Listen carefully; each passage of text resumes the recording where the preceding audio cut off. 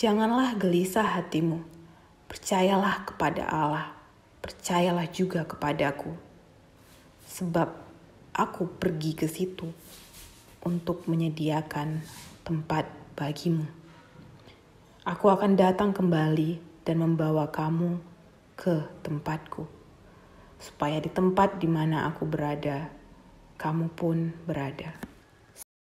Sebab aku hidup, dan kamu pun akan hidup. Semuanya itu kukatakan kepadamu, supaya sukacitaku ada di dalam kamu, dan sukacitamu menjadi penuh. Dan aku telah menetapkan kamu, supaya kamu pergi dan menghasilkan buah. Dan buahmu itu tetap.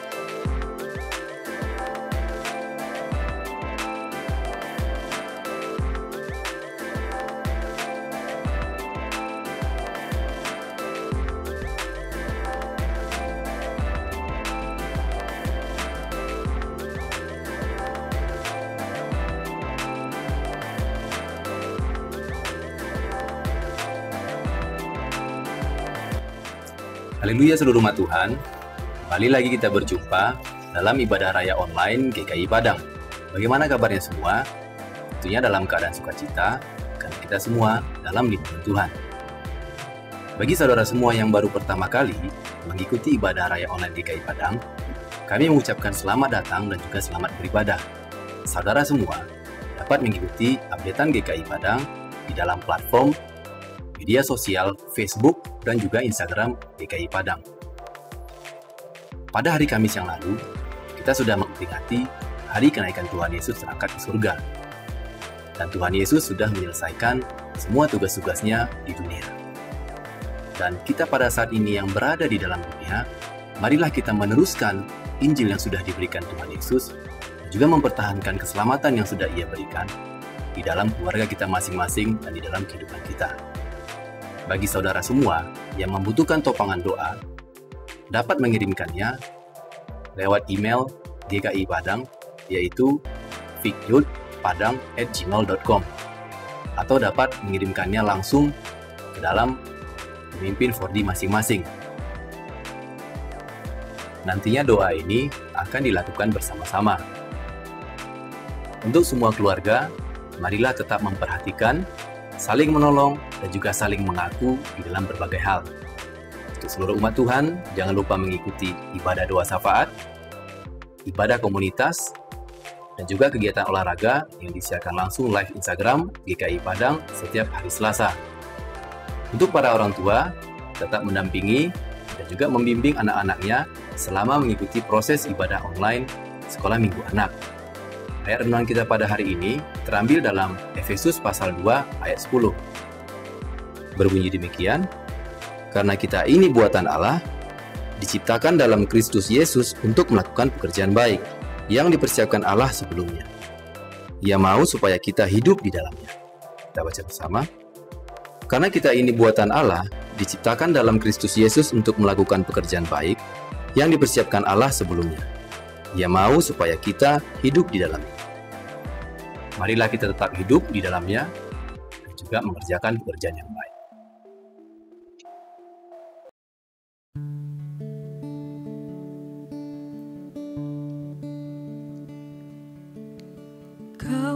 awal segalanya,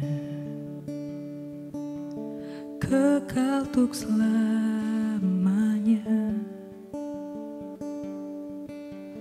berkuasa atas dunia, Engkau ku puja.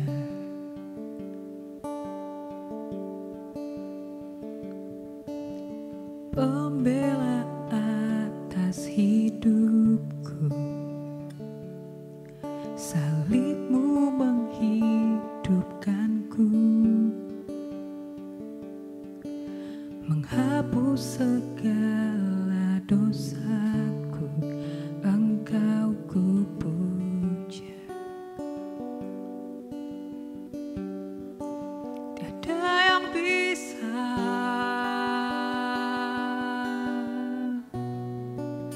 ku persembahkan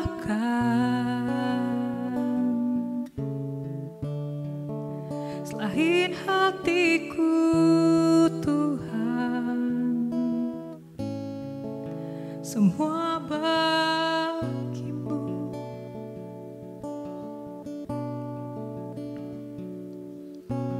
Jalan dalam keselamatan, Roh Kudus bersamaku,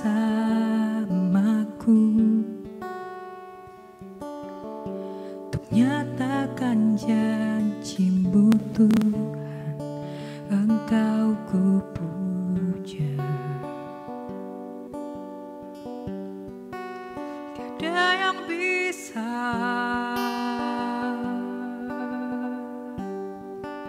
ku persembahkan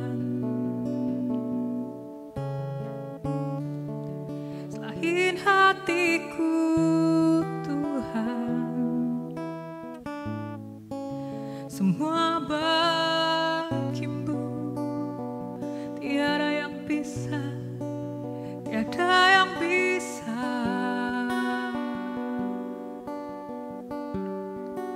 ku persembahkan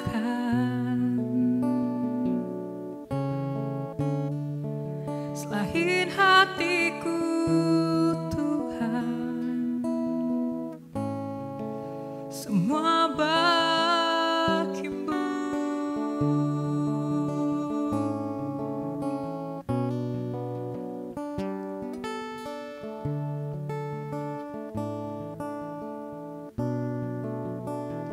Berdiri, ku angkat tangan bagimu, ku kagum padamu penebusku. Berdiri, jiwaku serahkan padamu, aku milikmu. Berdiri, ku angkat tangan bagimu, ku kagum padamu penebusku. Berdiri, jiwaku serahkan padamu, aku milikmu. Kami berdiri, berdiri, ku angkat tangan bagimu, ku kagum padamu penebusku. Berdiri, jiwaku serahkan bagimu, aku milikmu. Berdiri, berdiri, ku angkat tangan bagimu, ku kagum padamu penebusku. Berdiri, jiwaku serahkan padamu, aku milikmu.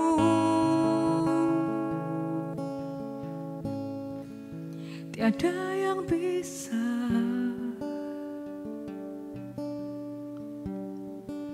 ku persembahkan baik hatiku Tuhan, semua bagimu.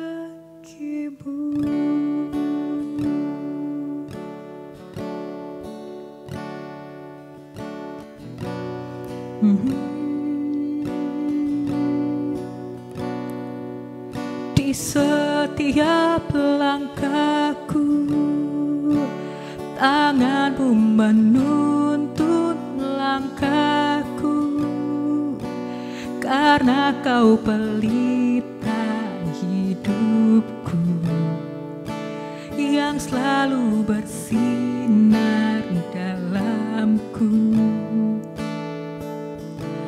Kasih-Mu sempurna, selalu baru tiada habisnya. Apapun cerita hidupku, janji-Mu tak kau tinggalkanku. Ku percaya Kau Tuhan, atasku ku serahkan semua masa depanku. Ku tak akan takut, hidupku aman di dalam-Mu.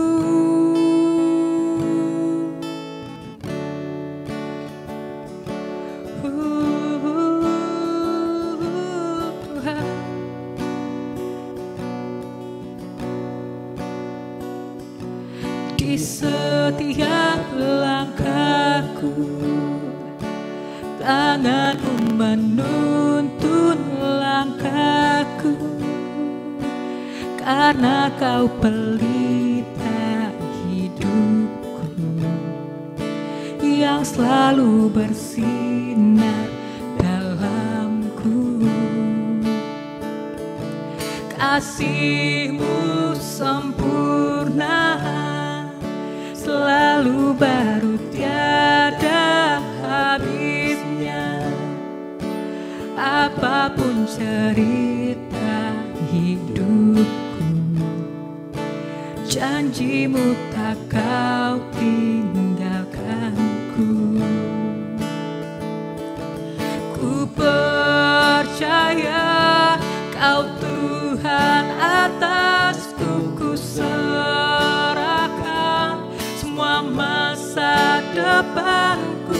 Ku tak akan takut, hidupku aman di dalam-Mu.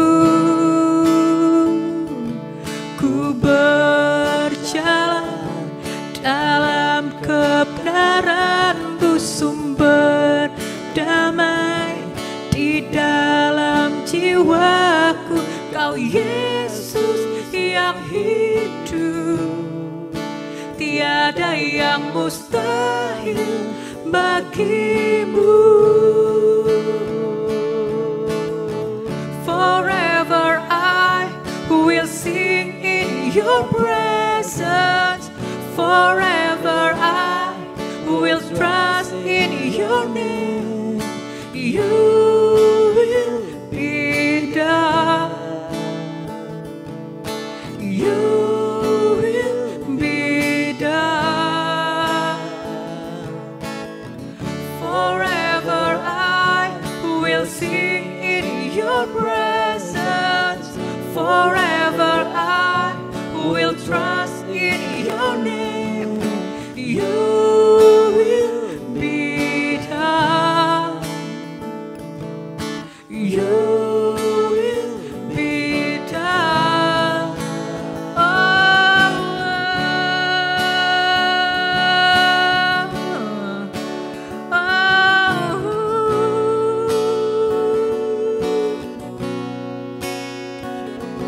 Janji-Mu sempurna,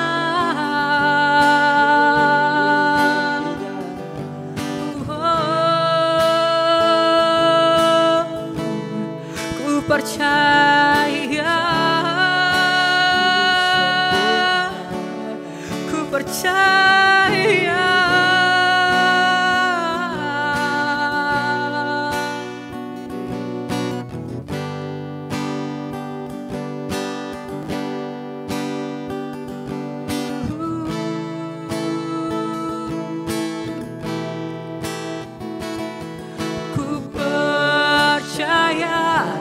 Oh Tuhan, atasku ku serahkan semua masa depanku, ku tak akan takut. Hidupku aman di dalam-Mu. Ku berjalan dalam kebenaran, sumber damai di dalam jiwaku. Kau Yesus yang hidup, tiada yang mustahil bagimu. Forever I will sing in your presence. Forever I will trust in your name. You will be done. You will be done. Forever I will sing in your presence. Forever I will trust in your name. You will be done. You will be done.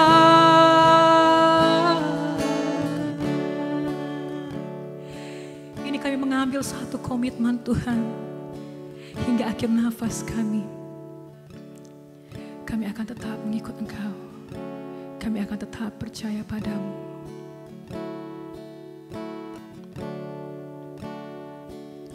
Kini aku percaya tiada yang mustahil bagimu. Kuasa-Mu kuatkanku, dasarku berharap. Kini aku berserah pada rancangan-Mu bagiku. Ku ikuti panggilan-Mu, ku kan setia sampai akhir hidupku. Mari seluruh kita mengambil satu komitmen ini dan katakan, kini aku percaya tiada yang mustahil bagimu. Kuasa-Mu kuatkanku,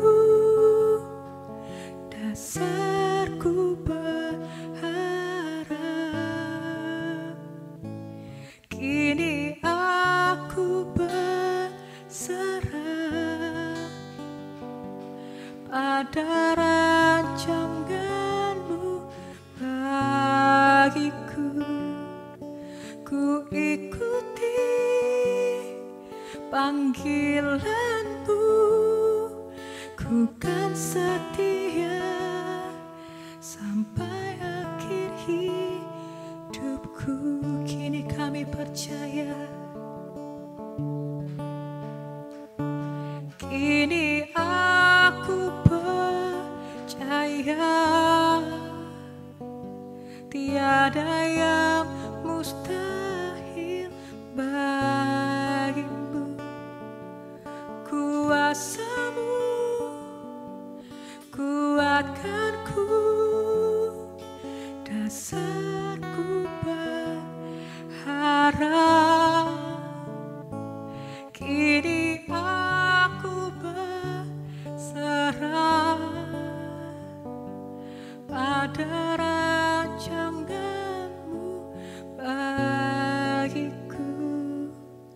Ku ikuti panggilan-Mu, ku kan setia sampai akhir hidupku.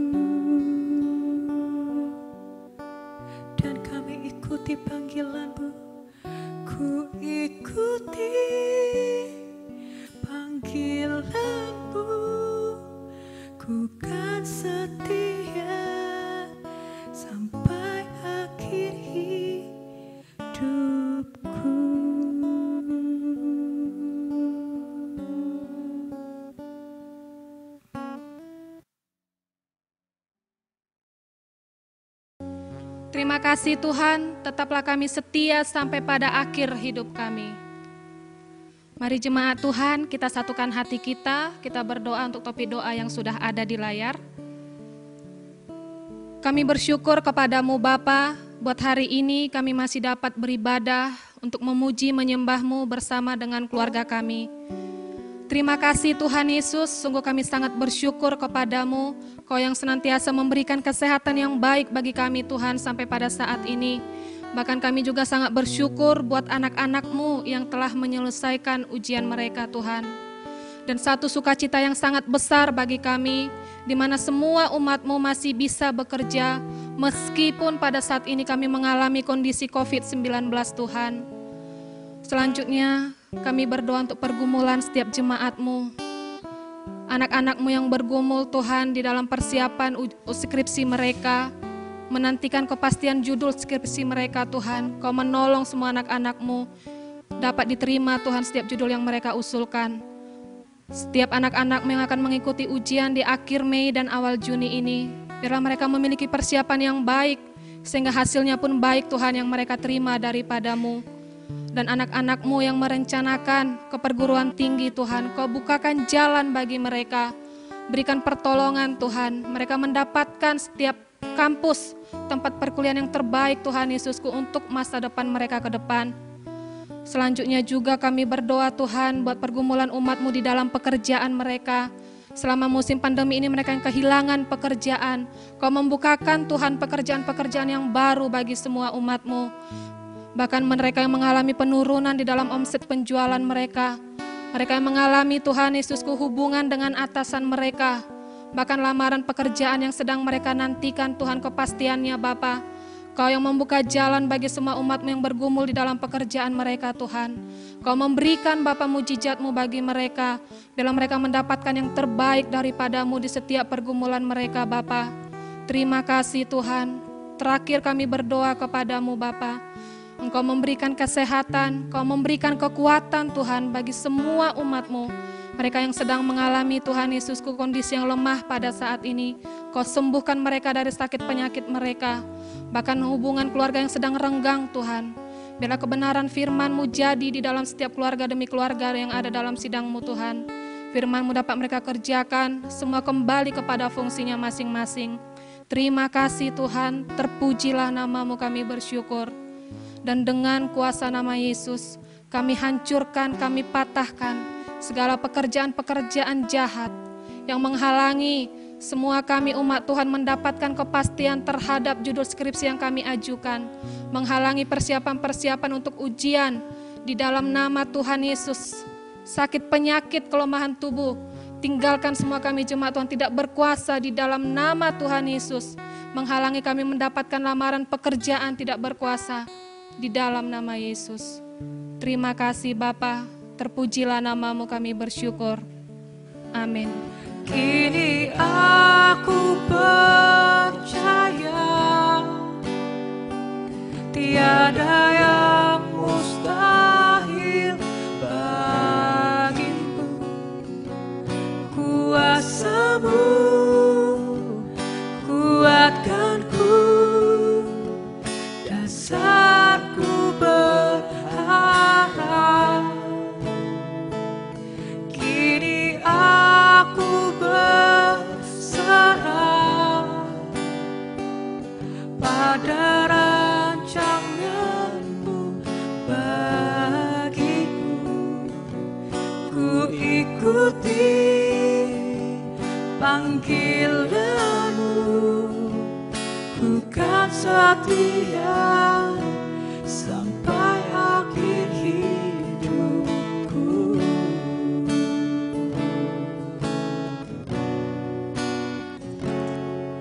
Ku kan setia sampai akhir hidupku.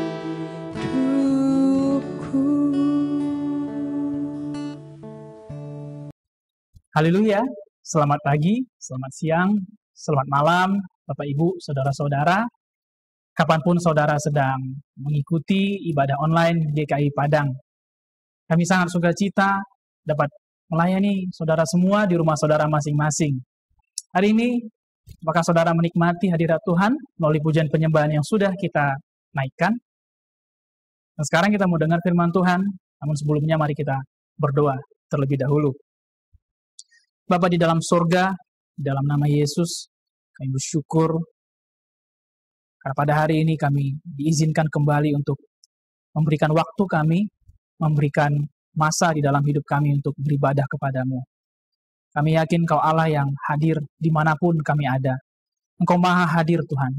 Bahkan di rumah kami masing-masing pun ketika kami belum bisa berkumpul bersama-sama di dalam gereja, kami percaya Tuhan hadirat-Mu sama. Bahkan lebih luar biasa, lebih ajaib lagi dapat kami rasakan di rumah kami masing-masing. Dan saat ini kami mendengarkan firman Tuhan. Bicaralah pada kami Roh Kudus. Biarlah perkataan ini, biarlah firman-Mu yang kami dengarkan menjadi rema dan menjadi kekuatan. Bukakan setiap telinga, bukakan setiap mata untuk boleh melihat dan mendengar. Roh Kudus lembutkan setiap hati, sehingga hati kami menjadi suatu tanah yang subur, yang siap untuk ditanami dengan firman Tuhan. Kami percaya melalui firman Tuhan ada kuasa yang memberikan kami jalan keluar, memberikan kami kekuatan untuk melewati, melalui, dan menghadapi segala badai kehidupan kami. Kau ajaib Tuhan, dan kami percaya keajaiban-Mu akan Kau nyatakan melalui firman yang akan kami dengarkan. Terima kasih Tuhan Yesus, kami mengucap syukur dan berdoa. Haleluya. Amin. Amin. Pada tanggal 21 Mei yang lalu, kita diingatkan kembali akan kenaikan Tuhan Yesus ke sorga. Bahwa Tuhan Yesus telah menyelesaikan apa yang Dia kerjakan di bumi, di mana Dia telah mati dan telah bangkit pada hari yang ketiga, dan kemudian Dia naik ke sorga untuk menyediakan tempat bagi kita. Dan hari ini, pada hari Minggu ini, kita bersyukur kita dapat mengingat kembali dan diberitahukan kembali nilai-nilai hidup ataupun prinsip yang bisa kita bawa dalam kehidupan kita. Kita lihat firman Tuhan di dalam Yohanes 14 ayat yang pertama sampai ayat yang keempat. Judul daripada kitab Yohanes 14 ini adalah Rumah Bapa. Janganlah gelisah hatimu, percayalah kepada Allah, percayalah juga kepadaku.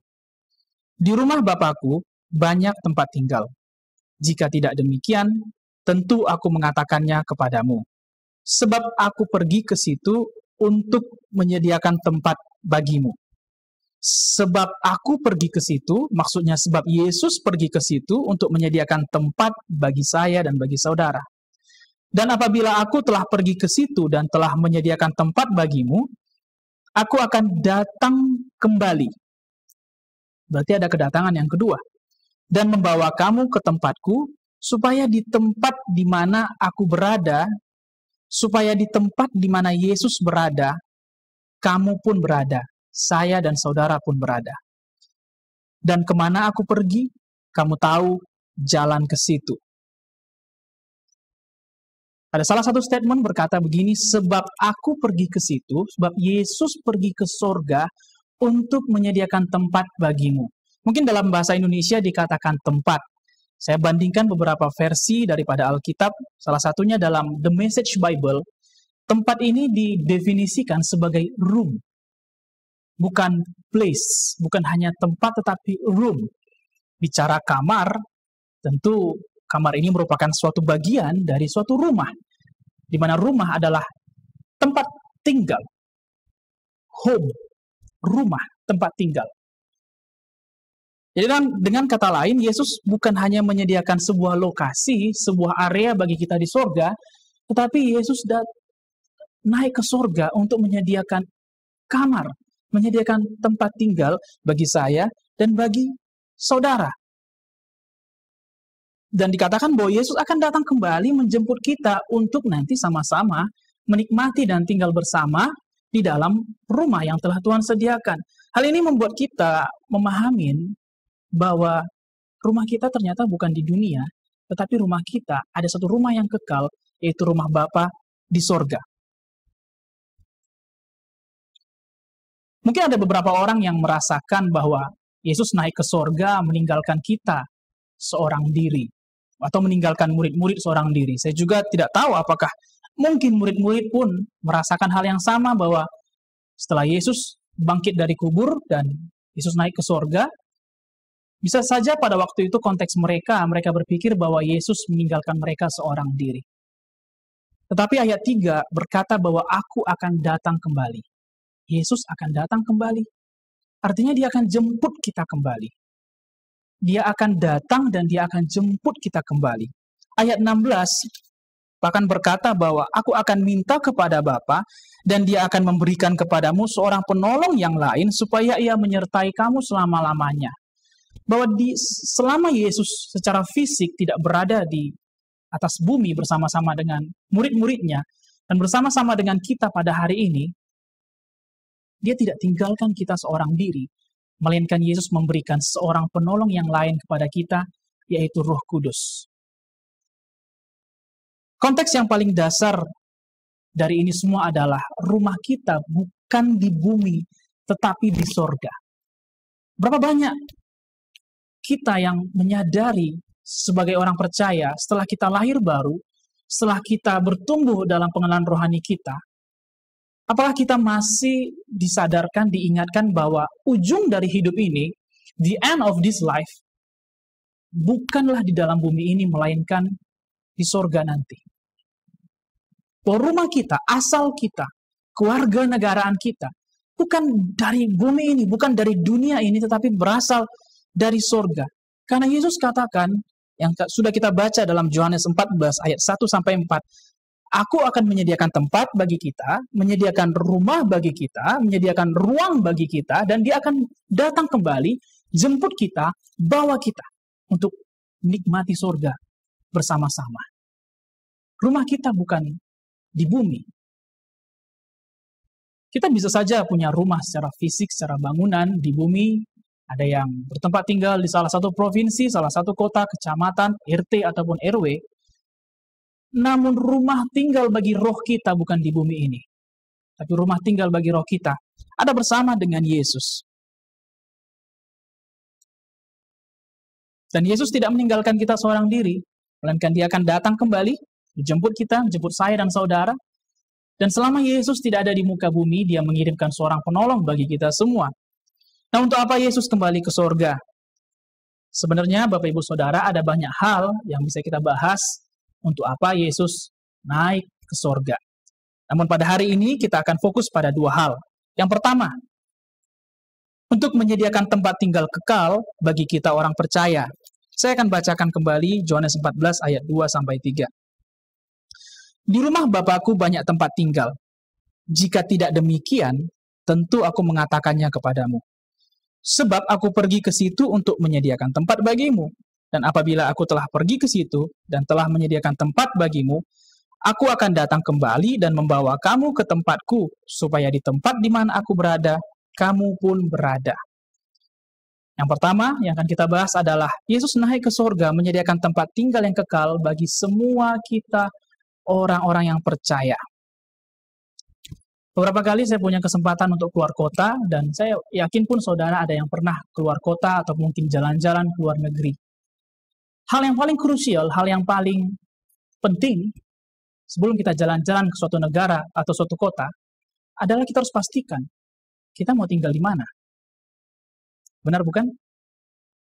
Kita mesti pastikan kita mau tinggal di mana. Kita boleh saja ada yang milih jalur darat, ada yang milih jalur laut, ataupun mungkin milih jalur udara. Ada yang mau naik bisnis kelas atau mau naik kelas ekonomi biasa.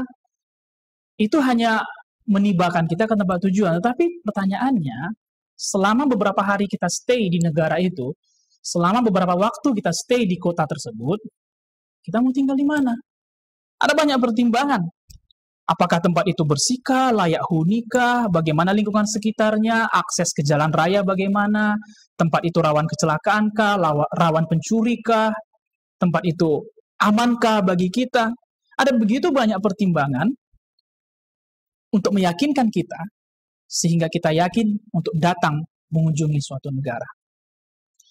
Saya punya beberapa pasien yang warga negara asing, namun dari beberapa mereka ada satu cerita yang menarik yang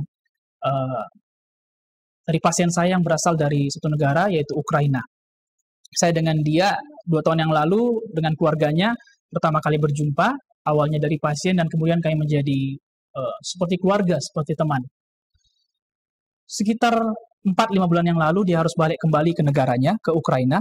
Dan pada waktu itu kami sedang makan bersama untuk berpisahan. Dan dia katakan kepada saya, "Dok, kalau kamu nanti mau jalan-jalan, saya kira negara saya menjadi salah satu negara yang bisa menjadi pilihan bagimu." Saya bilang, "Emang negaramu bagaimana?" Udah ceritakan negaranya ini yang bagus, ini yang baik, ini yang menarik, dan sebagainya, gedungnya, jalan-jalannya, musim dinginnya, dan yang lainnya. Tapi yang saya tanyakan, pertama sekali bukan, saya naik apa ke sana? Saya tahu pasti naik pesawat, saya tahu nggak mungkin jalan kaki, apalagi naik kapal. Tapi yang saya tanyakan, nanti saya mau tinggal di mana? Terus dia bilang sama saya, "You don't have to be worried. Engkau tidak perlu khawatir. Kita udah kayak keluarga. Kamu boleh tinggal di rumahku. Kemanapun kau mau, selama kamu ada di Ukraina, kami akan menjadi hostmu. Kami akan bawa kemanapun engkau pingin. Mau makan di mana, mau nonton apa, mau lihat apa. Dan masalah rumah, you can stay in our home," katanya. Engkau bisa tinggal di rumah kami. Saya nggak kenal Ukraina seperti apa, saya belum pernah punya bayangan, punya rencana mau ke Ukraina seperti apa. Tapi karena he convinced me, dia maksudnya meyakinkan saya, bukan hanya tentang pemandangan yang menarik, tetapi bahwa you have a home in Ukraina. Kau punya rumah nanti tempat kau tinggal bersama di Ukraina. Itu sebabnya saya mulai menjadikan negara ini menjadi sebuah pilihan seandainya saya punya kesempatan untuk berlibur lagi ke luar negeri. Karena dia menjamin ada rumah bagi saya di sana. Dan dalam konteks ini Bapak Ibu Saudara, ini begitu luar biasa karena yang jamin kita bukan manusia, melainkan Yesus sendiri yang jamin. Yesus bilang bahwa aku akan pergi kepada Bapa, kembali ke surga, sediakan rumah bagimu, bagi saya dan bagi saudara yang percaya. Yesus tidak suruh malaikat menyediakan, tapi dia bilang saya yang akan menyediakannya. Yesus katakan, aku akan menyediakan tempat bagimu. Dia tidak berikan perintah yang menyediakan tempat bagi malaikat, dan dia tidak suruh kita yang sediakan tempat di surga, melainkan Yesus sendiri menyediakan tempat. Bukankah ini jaminan yang sangat luar biasa, Bapak Ibu Saudara, bahwa Yesus tidak hanya menjamin kita selamat, tapi dia jamin saya dan saudara memiliki rumah di surga. Yang kedua, untuk apa Yesus naik ke surga? Supaya janji akan hadirnya Roh Kudus digenapi. Yohanes 14 ayat 18. Aku tidak akan meninggalkan kamu sebagai yatim piatu. Aku datang kembali kepadamu. Minggu yang lalu kita belajar bahwa Allah berkata di dalam Kejadian 2 tidak baik bila manusia itu seorang diri. Saya percaya melalui firman Tuhan selama kurang lebih 3 minggu, melalui gembala sidang, melalui apa yang saya sampaikan juga, saudara bisa dikuatkan, diteguhkan, dan mulai mengerjakan keluarga dan kerjasama. Allah berkata dalam Kejadian 2 bahwa tidak baik bila manusia itu seorang diri. Dan Yesus tidak lupa akan firman Tuhan itu. Dia ingat bahwa kalau dia meninggalkan kita seorang diri, kita pasti kalah. Dia tahu bahwa selama di dunia ada hal yang mesti kita kerjakan, ada peperangan yang mesti kita lewati, dan Yesus sangat yakin kalau kita ditinggal seorang diri, kita pasti kalah. Sehingga Yesus harus naik ke surga, minta sama Bapa supaya Roh Kudus dikirimkan bagi kita. Jadi Yesus tidak naik ke surga, lalu biarkan setiap orang percaya berjalan seorang diri. Karena tidak baik. Tidak baik untuk berjalan seorang diri. Maka Yesus mengirimkan Roh Kudus. Apakah peranan Roh Kudus? Ada banyak peranan Roh Kudus yang disampaikan oleh Alkitab. Mari kita lihat ada 2 hal yang bisa kita dalamin. Yang pertama di dalam Yohanes 14 ayat 16. Aku akan minta kepada Bapa, dan ia akan memberikan kepadamu seorang penolong yang lain, supaya ia menyertai kamu selama-lamanya. Yesus katakan bahwa ia akan mengirimkan Roh Kudus sebagai penolong yang lain. Penolong yang lain. Berarti ada penolong satu juga. Yap, karena Allah tidak lupa firman-Nya. Kejadian 2 berkata bahwa tidak baik bila manusia seorang diri, Oleh karena itu Allah menjadikan penolong yang sepadan baginya. Apakah saudara masih ingat akan statement itu? Penolong yang pertama sekali adalah keluarga. Suami, istri, dan anak-anak. Dan kemudian Yesus mengirimkan penolong yang lain, mendampingi penolong yang satu, yaitu Roh Kudus. Walaupun kita punya Roh Kudus, Bapak Ibu Saudara, jangan kesampingkan fungsi keluarga kita. Jangan hanya terus bersekutu dengan Roh Kudus, namun kita lupa untuk bersekutu dengan keluarga kita. Keluarga kita itu penolong yang sepadan yang Tuhan ciptakan bagi kita.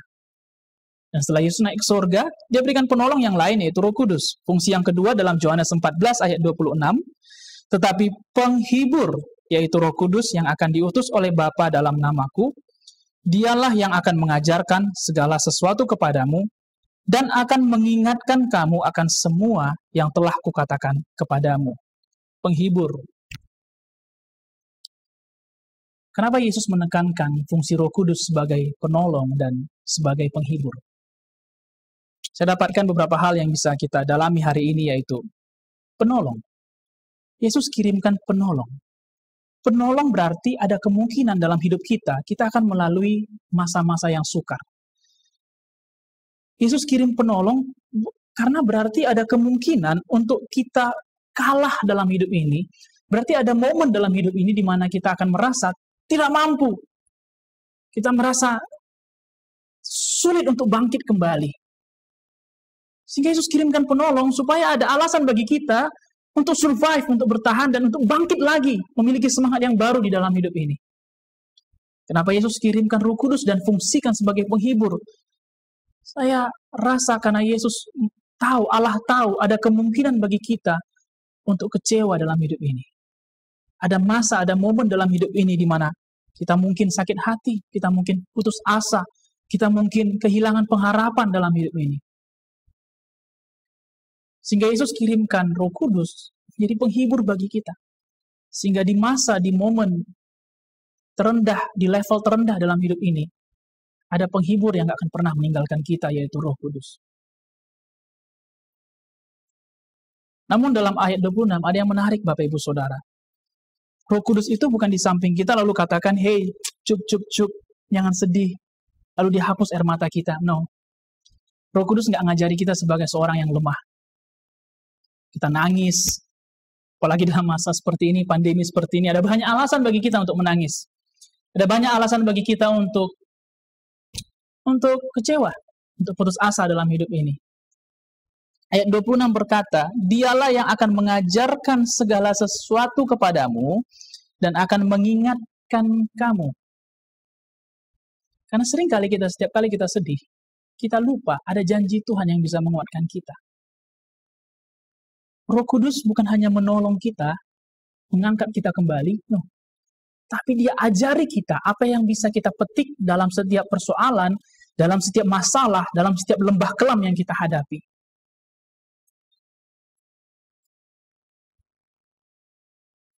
Roh Kudus tidak ajari kita menjadi anak Tuhan, orang percaya yang lemah. Tapi dia mampukan kita untuk belajar sesuatu, dan dia akan ingatkan, hey, akan janji Tuhan yang tidak pernah gagal untuk ditepati. Roh Kudus adalah penolong dan penghibur. Kalau ada penolong, ada penghibur, itu artinya ada pekerjaan yang harus dikerjakan. Karena kalau nggak ada pekerjaan yang dilewati, nggak ada badai, nggak ada masalah, kalau nggak ada kesulitan, ya penolong dan penghibur nggak akan bekerja, bukan?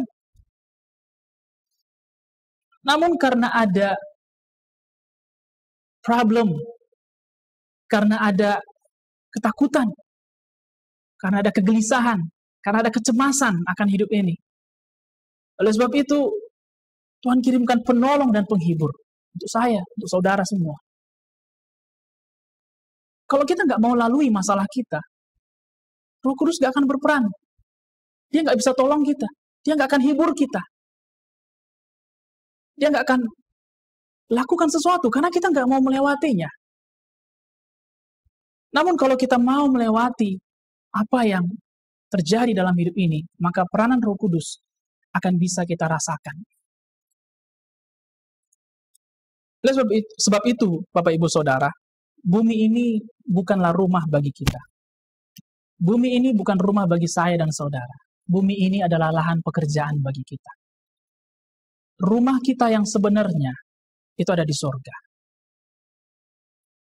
Selama di bumi, ini adalah lahan pekerjaan bagi kita.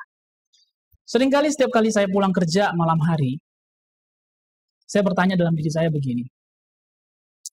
Pada waktu saya menyetir pulang ke rumah, sekitar jam 9, setengah 10 malam, saya sering kali bertanya dalam diri saya, apa yang sudah saya lakukan pada hari ini?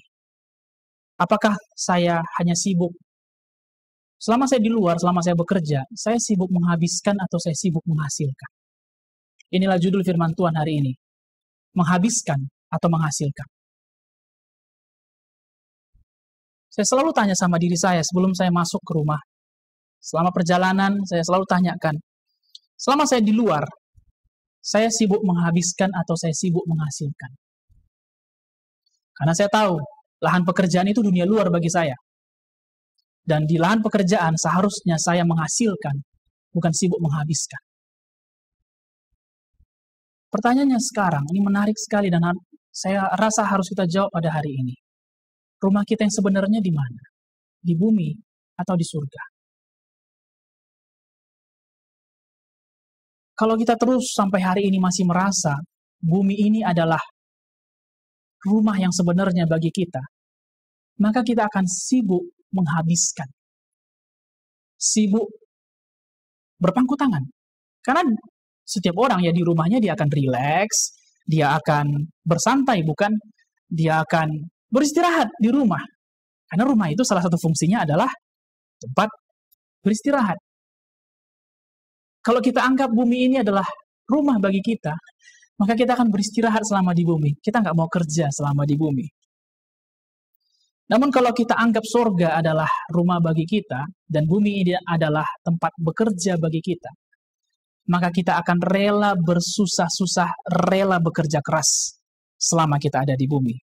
Filipi 2 ayat 15-16. Supaya kamu tiada beraib dan tiada bernoda, sebagai anak-anak Allah yang tiada bercela di tengah-tengah angkatan yang bengkok hatinya dan yang sesat ini. Sehingga kamu bercahaya di antara mereka seperti bintang-bintang di dunia, sambil berpegang pada firman kehidupan, agar aku dapat bermegah pada hari Kristus, bahwa aku tidak percuma berlomba dan tidak percuma bersusah-susah. Paulus tegaskan sekali lagi bahwa tidak percuma berlomba dan tidak percuma bersusah-susah.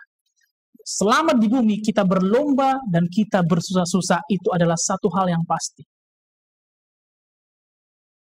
Jadi kalau hari ini kita melewati masa yang kita sebut sebagai pandemi, saya kira melalui firman Tuhan pada hari ini kita tidak perlu lagi bertanya, Tuhan kenapa susah? Tuhan kenapa ribet? Tuhan kenapa kok aku harus mengulang bisnisku dari awal, mengulang lagi pekerjaanku dari awal, menata lagi keluargaku dari awal.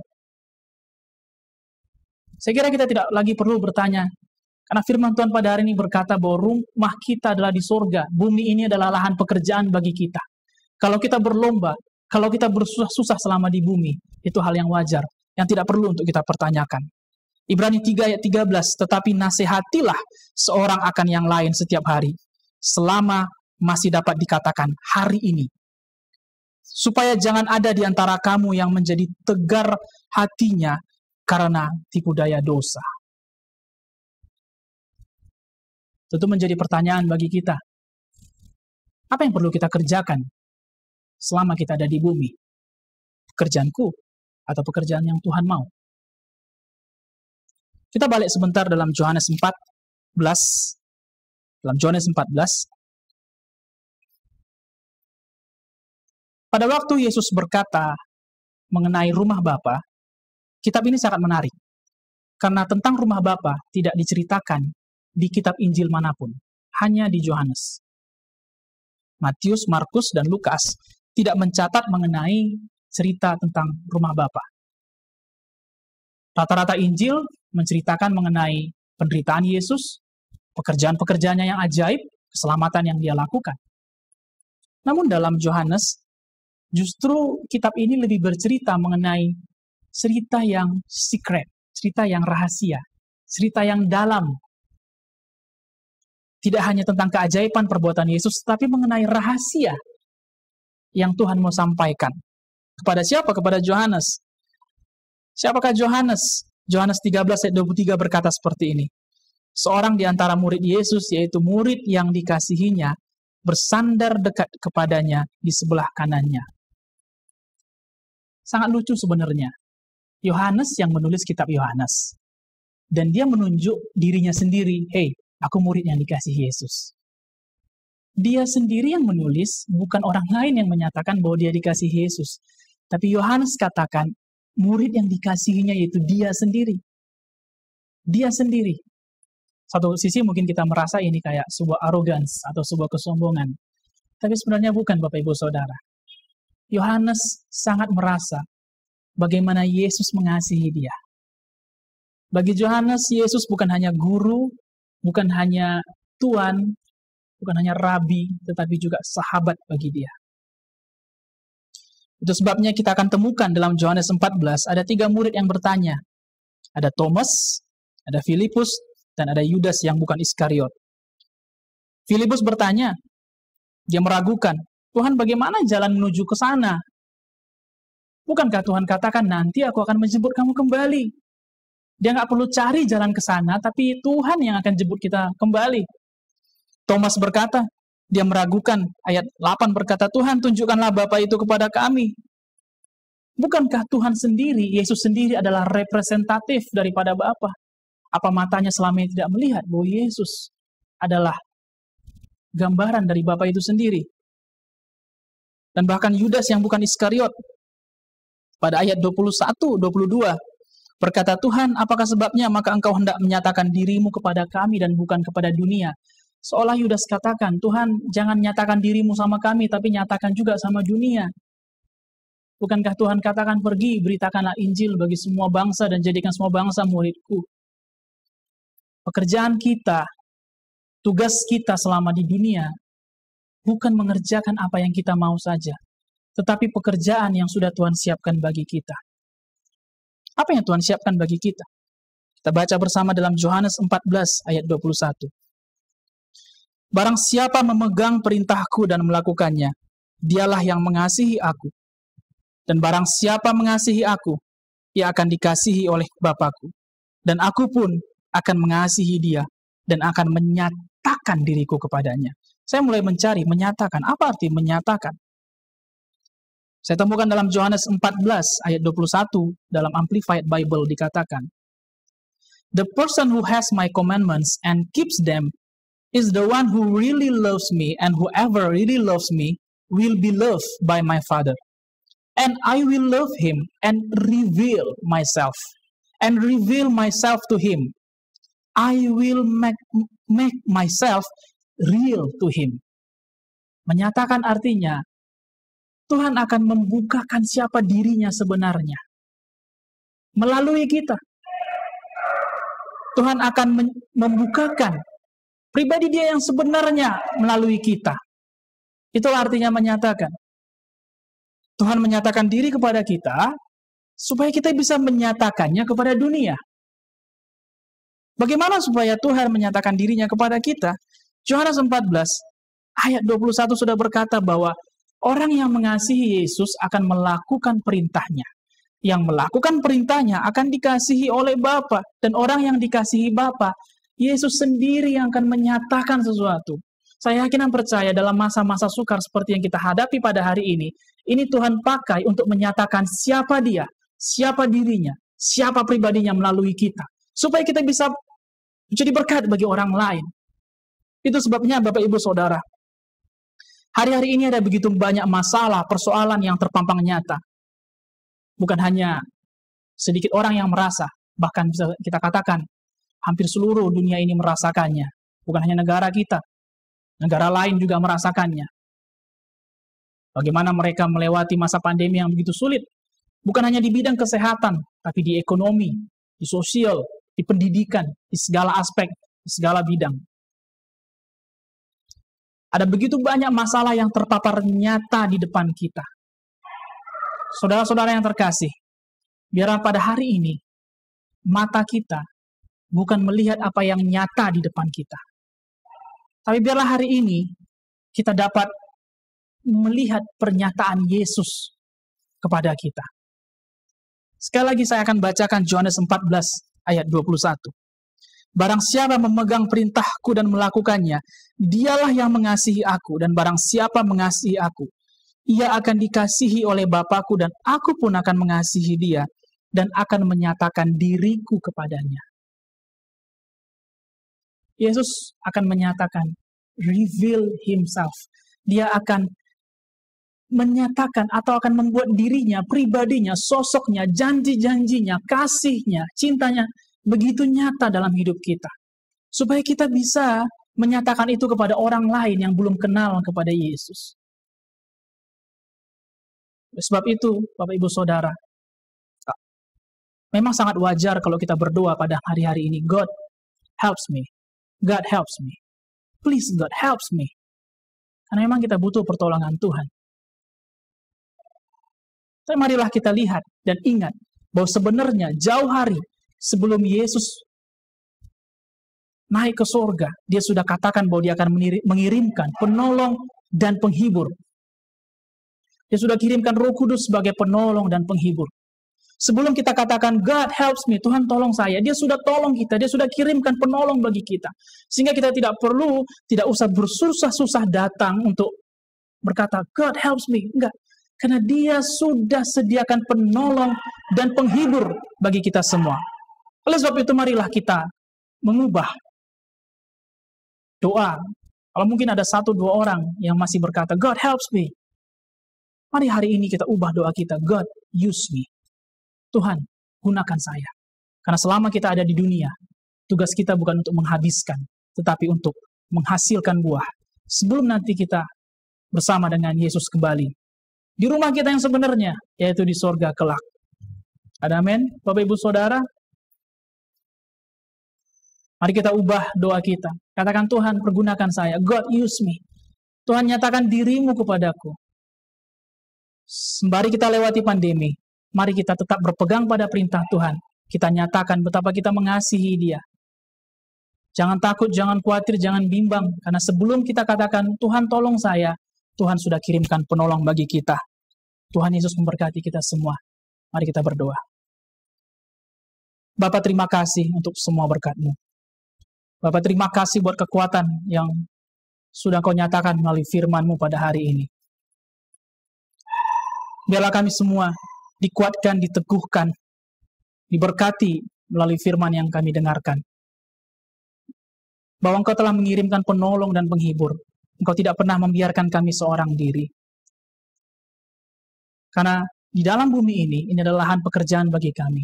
Ingatkan kami terus Roh Kudus bahwa selama kami ada di muka bumi, tugas kami bukan untuk menghabiskan tetapi untuk menghasilkan buah. Dan kalau kami menghadapi badai, menghadapi permasalahan, dan kalau kami menghadapi kesulitan, itu semuanya bukan hal yang di luar daripada rencanamu.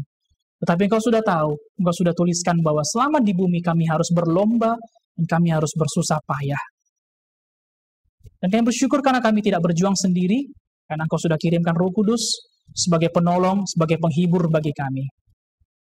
Biarlah ini menjadi doa bagi kami semua yang mengikuti ibadah online pada hari ini, supaya kami dipakai Tuhan menjadi alat bagi keluarga kami, para ayah dipakai menjadi alat, para ibu dipakai menjadi alat, seluruh anak-anak dipakai menjadi alat. Tuhan, pakai kami. Pakai kami. Di dalam masa sukar sekalipun, pakai kami. Supaya kami boleh menghasilkan buah. Terima kasih Tuhan, sempurnakanlah. Wahyukanlah sesuatu Tuhan bagi kami melalui firman-Mu. Di dalam nama Yesus, kami mengucap syukur dan berterima kasih. Haleluya. Amin. Terima kasih buat hamba Tuhan, Dr. Philip yang sudah menyampaikan firman Tuhan yang sangat memberkati kita semua. Ada beberapa poin yang sudah disampaikan, di antaranya Tuhan sudah menyiapkan tempat bagi kita di surga. Dan yang kedua, janji Roh Kudus dicurahkan bagi kita digenapi. Kemudian yang ketiga, menghasilkan bukan menghabiskan. Dan yang terakhir, Yesus akan menyatakan dirinya di dalam hidup kita. Mari kita mengucap syukur untuk persembahan kita yang sudah kita berikan dan mengakhiri ibadah kita. Kami undang semua jemaat untuk bangkit berdiri. Mari sekali lagi kita berdoa bersama. Bapa dalam surga, kami bersyukur dan berterima kasih hari ini kami boleh beribadah, menguduskan hari Sabat, memberikan waktu kami untuk menyenangkan hati-Mu. Tuhan, terima kasih karena kami dapat memberikan persembahan kepadamu. Inilah persembahan kami. Kami percaya ini menyenangkan hati-Mu, karena bukan sebuah persembahan yang biasa, tapi sebuah persembahan dari hati kami yang paling dalam. Betapa kami bersyukur karena Engkau sudah memberkati kami, menolong kami, walau di dalam masa sukar sekalipun, pekerjaan kami Tuhan jagai, pendapatan kami Tuhan pelihara, dan yang percaya Tuhan, Engkau yang menghalaukan segala belalang pelahap daripada kehidupan kami. Bapa, berkatilah seluruh pekerjaan umat-Mu. Berkatilah setiap usaha, berikan ide, berikan kreativitas Tuhan, sehingga di dalam masa-masa ini kami dapat tetap bisa menghasilkan sesuatu bagi keluarga kami. Terima kasih untuk firman-Mu, buat pujian penyembahan, dan terima kasih buat waktu yang Engkau sudah berikan bagi kami, sehingga kami bisa dikuatkan, diteguhkan. Dan sebentar kami akan kembali ke dalam kehidupan kami Tuhan. Kami akan kembali kepada aktivitas kami, kepada pekerjaan kami, kepada kegiatan kami sehari-hari. Inilah waktunya bagi kami untuk dapat berjuang, berperang, dan untuk dapat berlomba mengerjakan kebenaran firman-Mu. Roh Kudus, bantu kami, mampukan kami. Bukakan mata kami bahwa Engkau ada di dalam kami. Engkau tidak pernah jauh dari kami. Kemanapun kami melangkah, apapun yang kami kerjakan, selama itu untuk kemuliaan nama Tuhan, biarlah kasih Yesus, penyertaannya menjagakan kami semua. Berkatilah Tuhan setiap langkah kami.